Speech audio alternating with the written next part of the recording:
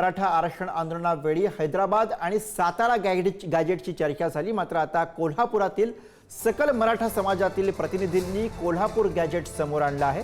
1981 साली इंग्रजांनी हे गॅजेट बनवल्याचा दावा केला जातोय, ज्यामध्ये मराठा आणि कुणबी हे एकच असून त्यांच्यामध्ये रोटीबेटीचे व्यवहार होतात असा सुद्धा उल्लेख आहे।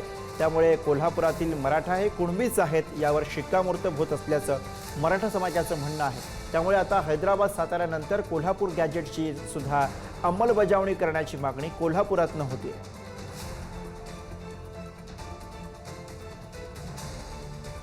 याबद्दलचे काही मुद्दे आपण बघूयात।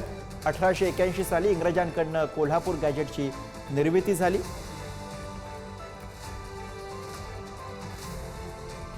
कोल्हापूर गॅजेटमध्ये कुणबी आणि मराठा एकच असल्याचा उल्लेख आहे। कुणबी आणि मराठा दोघांमध्ये रोटीबेटीचे व्यवहार होत असल्याचाही उल्लेख आहे।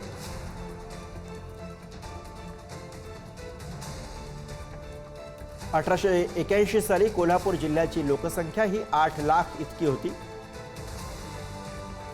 1881 साली 3 लाख कुणबी आणि 60,000 मराठा असल्याचा उल्लेख आहे।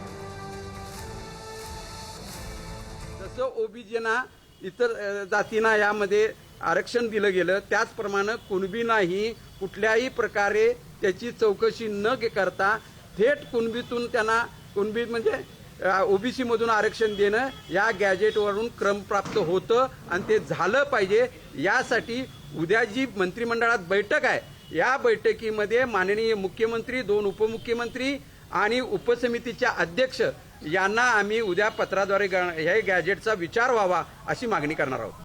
15 लाख कुणब्यांची किमान 2 ते 2.5 लाख 3 लाख जात पडताळणी सर्टिफिकेट मिळणे गरजेचे होते।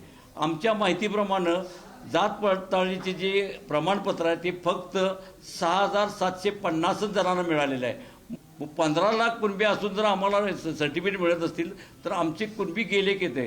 म्हणून आम्ही आपल्याद्वारे एवढंच हे करू शकतो की 1881 आणि 1996 मध्ये फेरफार कुणी केला त्याचा शोध घ्यावा आणि सध्या राज्य शासनानं हैदराबादचं जे गॅजेट लागू केले त्याचप्रमाणे कोल्हापूरचं गॅजेट तातडीनं लागू करावं अशी आमची मागणी आहे।